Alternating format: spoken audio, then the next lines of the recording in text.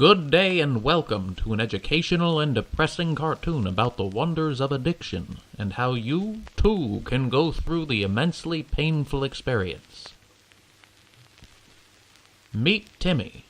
Timmy smokes cigarettes and constantly talks about how he would like to quit smoking cigarettes.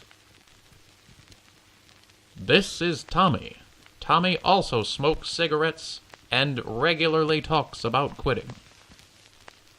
Timmy and Tommy are close friends that like to smoke their filtered cigarettes together, and both, during a long night of drinking large portions of poisons and talking over each other, decided to quit smoking for good before passing out and promptly wetting their beds.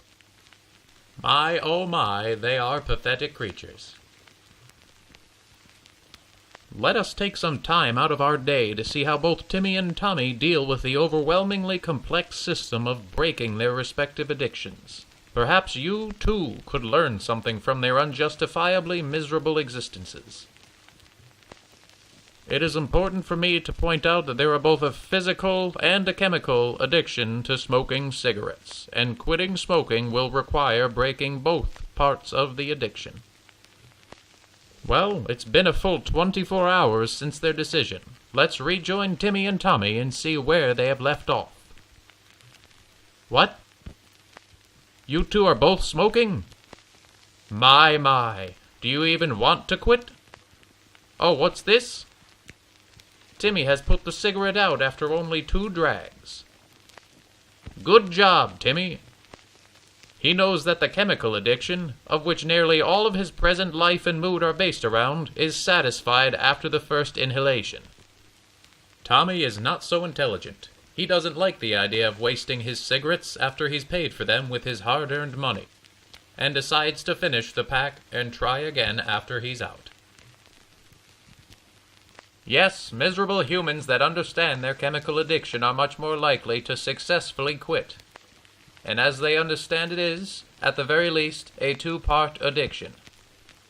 One can use nicotine gum, a patch, or take a single drag off a cigarette to fulfill the chemical urges, or smoke without inhaling to fulfill the physical act of smoking. One can then focus on going extended periods of time without the other. One might also find it easier to make a game on how long one can go without either, constantly setting a high score. New hobbies and avoiding certain friends or colleagues are not optional during this phase of the process, but instead very necessary to conditioning your moronic monkey brain to change its habits.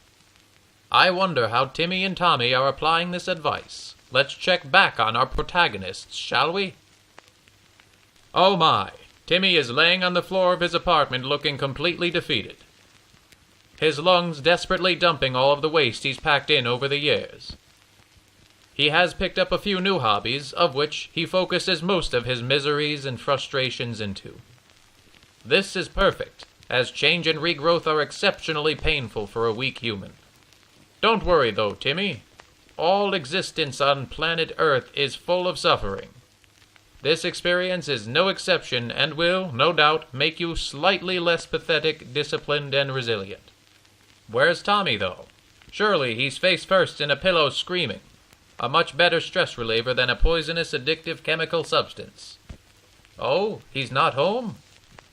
Oh no, he's out with some friends at a local bar, drinking. What's this? He asked his homeboy to bum a cigarette. Don't be like Tommy, kids.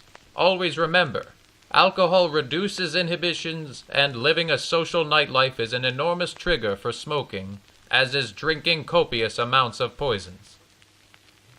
Well, it's been 1 whole month since the decision to quit. Let's see how our miserable stacks of conscious meat are faring. Look, with all his newly acquired free time, Timmy has both learned to juggle to keep his hands busy, gained some healthy weight and color in his face, and learned to code Java to keep his mind busy, putting him 1 step closer to his dream job of becoming a published writer. Tommy is not so fortunate, as he continues to justify his addiction, dreaming of one day quitting, and letting his uncontrolled parasitic impulses continue to dictate his life. Another victim of Mother Nature's hard coding, one might agree. an act of misery to be witnessed, if nothing else. Thank you for joining us on this exploration of cigarette addiction. We hope to see you again when we cover our next topic, how to keep your loved ones safe when a Negro family moves into the neighborhood.